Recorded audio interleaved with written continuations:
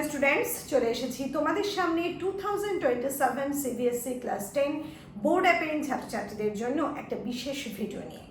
আজকের এই ভিডিওতে আমি তোমাদের জন্য সিবিএসসি ক্লাস 10 2027 ব্যাচের বাংলার আসল সিলেবাসটা ঠিক কী, সেই সিলেবাসের যে সমস্ত বিষয় আছে সেই বিষয়টা ঠিক কিভাবে প্রস্তুত করলে তোমরা 2027-এ বাংলায় যথেষ্ট ভালো মার্কস স্কোর করতে পারবে, সেই বিষয় নিয়েই কিন্তু একটা ভিডিও নিয়ে হাজির হয়েছে।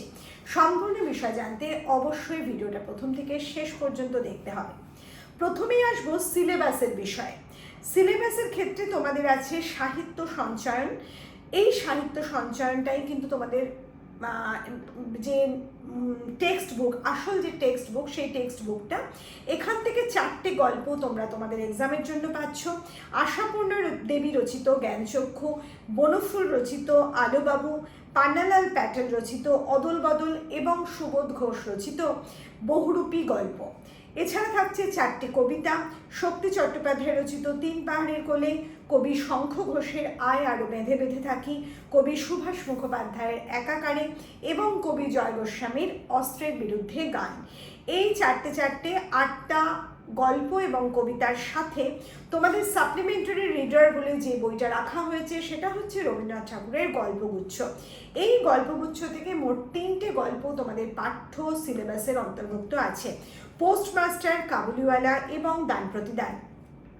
এবার আসবো আনসিন বিষয়। আনসিন বিষয়ে তোমাদের থাকছে কম্প্রিহেনশনের মধ্যে তোমাদের 3টে আনসিন প্যাসেজ তুলে দেওয়া হবে, তার থেকে তোমাদের প্রশ্ন করা হবে, এমসিকিউ টাইপ প্রশ্ন। এছাড়া আছে এডিটোরিয়াল লেটার বা সম্পাদকীয় পত্র, আছে প্যারাগ্রাফ রাইটিং বা অনুচ্ছেদ রচনা।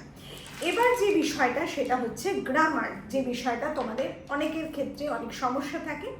সেই গ্রামারে তোমাদের কিন্তু খুব সাংঘাতিক কিছু সিলেবাস নেই। আছে সন্ধি, তাও সম্পূর্ণ সন্ধি নেই, আছে কেবলমাত্র ব্যঞ্জন সন্ধি, আছে সমাস, সমাসেরও 3টে নির্দিষ্ট সমাস আছে, দ্বন্দ্ব, কর্মধারয় এবং অব্যয়ীভাব সমাস। এছাড়া আছে বাক্য পরিবর্তন, সেখানেও কিন্তু শুধুমাত্র গঠনগত পরিবর্তনটাই তোমাদের সিলেবাসের অন্তর্ভুক্ত। আছে সাধু ও চলিত ভাষা। এই হচ্ছে তোমাদের গ্রামারের সিলেবাস। তাহলে টোটাল সিলেবাসটা কিন্তু তোমরা ভালোভাবে বুঝতে পারলে যে 2027-এ তোমাদের ঠিক কী কী বিষয় থাকতে চলেছে। এবার যে বিষয়টা নিয়ে আমি মেন ভিডিওটা করতে চলেছি সেটা হচ্ছে স্ট্র্যাটেজি, অর্থাৎ বাংলা বিষয়ে ভালো মার্কস তুলতে গেলে বা আউটস্ট্যান্ডিং রেজাল্ট করতে হলে ঠিক কিভাবে তোমরা এগিয়ে যাবে বা এখন থেকে ঠিক কিভাবে পড়লে তোমরা সেই জায়গায় কোনো রকম সমস্যা না করে ভালো মার্কস স্কোর করতে পারবে। প্রথমেই বলবো তোমাদের যে চ্যাপ্টারগুলো আছে টেক্সটের ক্ষেত্রে আমি বলছি, সেটা কবিতা, গল্প বা গল্পগুচ্ছের 3টে গল্প, এই প্রত্যেকটা চ্যাপ্টার কিন্তু তোমাদের ভালোভাবে রিড করতে হবে। সেক্ষেত্রে আমি তোমাদের অবশ্যই সাজেস্ট করব এখন থেকে প্রতিদিন একটা করে চ্যাপ্টার তোমরা রিড করার চেষ্টা করো। প্রতিদিন যদি একটা করে চ্যাপ্টার রিড করো তাহলে শেষ হবে একদিন, এবং শেষ হলে আবার তোমরা নতুনভাবে ওই চ্যাপ্টারগুলো রিড করা শুরু করবে। এতে করে কি হবে, তোমাদের ওই চ্যাপ্টারগুলোর প্রতি নলেজটা কিন্তু অনেকটাই বেড়ে যাবে। সেই সাথে সাথে নিজেরা রিড করলে তোমাদের স্পেলিং কনসেপ্টও কিন্তু অনেকটা নিজেদের আয়ত্তে চলে আসবে। এছাড়া তোমরা যদি নিজেরা টেক্সট করো তাহলে দেখবে টেক্সটের নলেজ তোমাদের অনেক বেশি ক্লিয়ার হবে। যদি অন্য কাউকে দিয়ে রিড করিয়ে সেটা কানে শোনো, সেটা গল্পটা ক্লিয়ার হবে ঠিকই, কিন্তু তোমাদের এই চোখে দেখা লাইনগুলো তোমাদের চোখের সামনে এক্সাম হলে গিয়ে আর ভেসে উঠবে না। সেই কারণে আমি প্রত্যেকটা সাজেস্ট করবো তোমরা পজিটিভলি যেটা করবে, নিজেরা চ্যাপ্টারগুলো রিড করবে। এবার কথা হলো, এই যে রিড করার কাজটা শুধু রিড করলে চলবে না, তোমাদের এক্সপ্লানেশনটা জানতে হবে, অর্থাৎ প্রত্যেকটা চ্যাপ্টারের যে ব্যাখ্যা, সেই ব্যাখ্যাটা তোমাদের জানতে হবে। তোমরা নিজেরা অবশ্যই সেই ব্যাখ্যা বুঝতে পারবে না, যথেষ্ট কঠিন কঠিন চ্যাপ্টার তোমাদের জন্য সিলেক্ট করা হয়েছে। সেক্ষেত্রে আমি তোমাদের বলবো, আমার চ্যানেলে তোমাদের প্রত্যেকটা চ্যাপ্টারের কিন্তু ভিডিও অলরেডি আপলোড করা আছে। সেই ভিডিওগুলো থেকে তোমরা এই এক্সপ্লানেশনের কনসেপ্টটাকে ক্লিয়ার করে নিতে পারো। শুধুমাত্র রবীন্দ্রনাথ ঠাকুরের গল্পগুচ্ছের ক্ষেত্রে একেবারে লাইন ধরে আমি এখনও কোনো ভিডিও দিইনি, কিন্তু সেই ধরনের ভিডিও আমি নেক্সট আনতে চলেছি খুব শীঘ্রই। সেটাও তোমাদের কোনো সমস্যার জায়গা আর রাখবে না বলে আমি বিশ্বাস করি। এবার যে বড় প্রশ্ন সেটা হচ্ছে, শুধুমাত্র রিড করলে, শুধুমাত্র এক্সপ্লানেশন ক্লিয়ার থাকলেই কি তোমরা ভালো লিখতে পারবে? একেবারেই পারবে না, যদি না তোমাদের প্রশ্ন উত্তর লেখার যে একটা কায়দা, অর্থাৎ কত নম্বরের জন্য কতটা লিখবো, কিভাবে গুছিয়ে লিখবো, সেটা যদি তোমাদের কনসেপ্ট ক্লিয়ার না থাকে তাহলে কিন্তু তোমরা বুঝতে পারবে না। অনেক সময় এমন অনেক প্রশ্ন আসে যে লাইন হয়তো তুলে দিল একটা, কিন্তু ওখানেই তোমার আনসারটা নেই। আনসারের জন্য তোমাকে মূল গল্পের অন্যান্য জায়গায় ঘুরে বেড়াতে হবে। সেক্ষেত্রে তোমাদের ইম্পর্টেন্ট কোয়েশ্চেন জোন কোনটা হতে পারে, ইম্পর্টেন্ট প্রশ্ন কি হতে পারে, তার আনসার কি হতে পারে, এই সমস্ত বিষয়ে একটা কনসেপ্ট দরকার। তার জন্য তোমরা যে কাজটা করবে, তোমাদের প্রত্যেকটা চ্যাপ্টার পড়া হয়ে গেলে তোমরা নিজেরা একটা নোট বই তৈরি করে সেখানে কিন্তু তোমরা প্রত্যেকটা চ্যাপ্টারের কোয়েশ্চেন এবং আনসার নিজেরা তৈরি করতে পারো। একেবারে ইম্পর্টেন্ট বিষয়গুলোর ওপর প্রশ্ন নিজে তৈরি করবে, আনসার করবে।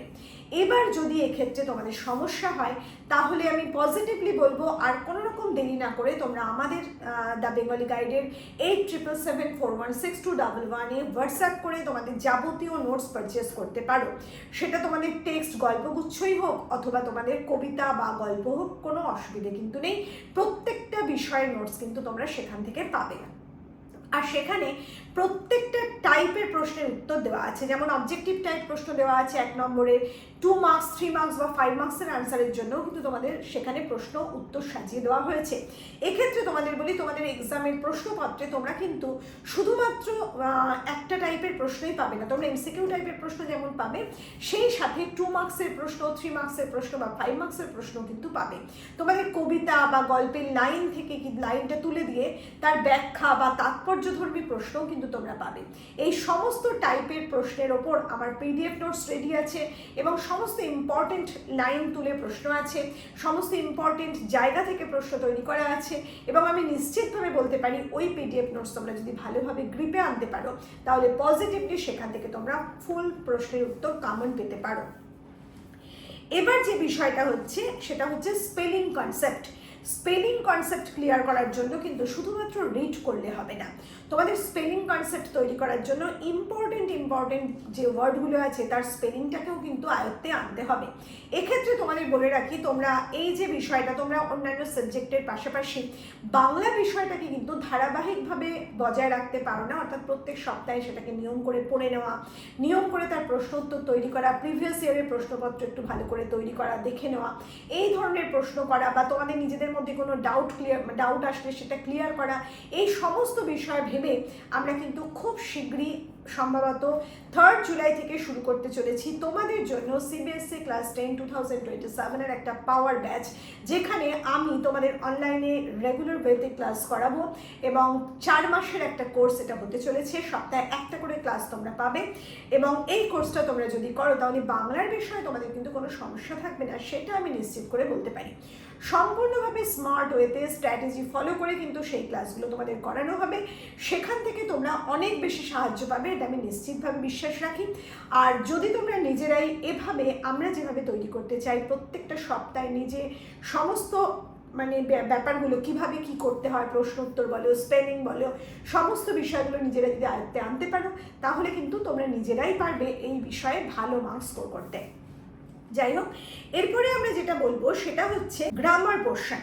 গ্রামার পোর্শনে তোমাদের যে চ্যাপ্টারগুলো আছে সে ব্যঞ্জন সন্ধি, সমাস অথবা যে বাক্য পরিবর্তন অথবা সাধুচলিত ভাষা, এই যে বিষয়গুলো আছে এখান থেকে তোমাদের কিন্তু ডেফিনেশন বলে কিছু আসে না। কাজে তোমাদের বারবার বলছি, তোমাদের কিন্তু যে কোনো ধরনের প্রশ্নের জন্য এই গ্রামারের ক্ষেত্রে তোমাদের যে এক্সাম্পলগুলো আছে সেগুলো ভালো করে প্র্যাকটিস করতে হবে। সন্ধির ক্ষেত্রে সন্ধি বিচ্ছেদ করো বা সন্ধি করো, সমাসের ক্ষেত্রে ব্যাসবাক্য সহ সমাস নির্ণয়, কিংবা বাক্য পরিবর্তনের ক্ষেত্রে সরল থেকে জটিল, জটিল থেকে যৌগিক বা যৌগিক থেকে জটিল, যৌগিক থেকে সরল, এরকম বিভিন্ন রকমের পরিবর্তন আসতে পারে। সাধু ভাষা থেকে চলিত, চলিত ভাষা থেকে সাধু ভাষার পরিবর্তন আসতে পারে। এরকম নানান রকম প্রশ্ন কিন্তু তোমাদের হতে পারে বা হবে, নিশ্চিতভাবেই আমি বলছি হবে। সেক্ষেত্রে কিন্তু তোমাদের একটা ফুল কনসেপ্ট ক্লিয়ার করার জন্য নির্দিষ্ট কিছু বিশেষ সমাস, বিশেষ সন্ধি তোমাদের প্র্যাকটিস করা প্রয়োজন। আবারও বলছি, সেক্ষেত্রেও কিন্তু তোমাদের অন্যান্য বহু বই হাতড়াতে হবে না যদি তোমরা আমাদের পিডিএফ নোটস পারচেস করো। সেখানে একসাথে সমস্ত ইম্পর্টেন্ট বিষয়গুলো তোমরা পাবে এবং ওখান থেকেই তোমরা কমন পাবে এক্সামের ক্ষেত্রে, সেটাও আমি এখনই বলতে পারি। এবার আসবো তোমাদের আনসিন প্যাসেজে। তার আগে আরেকবার বলবো, আমাদের যে অনলাইন তোমাদের কোর্স স্টার্ট হতে চলেছে সিবিএসসি ক্লাস 10 2027 ব্যাচের জন্য। সেই ব্যাচের জন্য একটা নির্দিষ্ট ভিডিও, অর্থাৎ ডিটেলড সমস্ত কিছু বলে একটা ভিডিও খুব শীঘ্রই আমাদের চ্যানেলে আপলোড হতে চলেছে।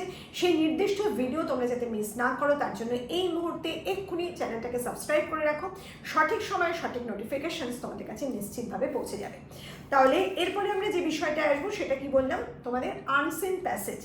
এই আনসিন প্যাসেজ যে বিষয়টা আছে, সেই আনসিন প্যাসেজের ক্ষেত্রে তোমাদের 3টে আনসিন প্যাসেজ দেওয়া হয়, সেখান থেকে সম্পূর্ণ এমসিকিউ টাইপের প্রশ্ন করা হয়।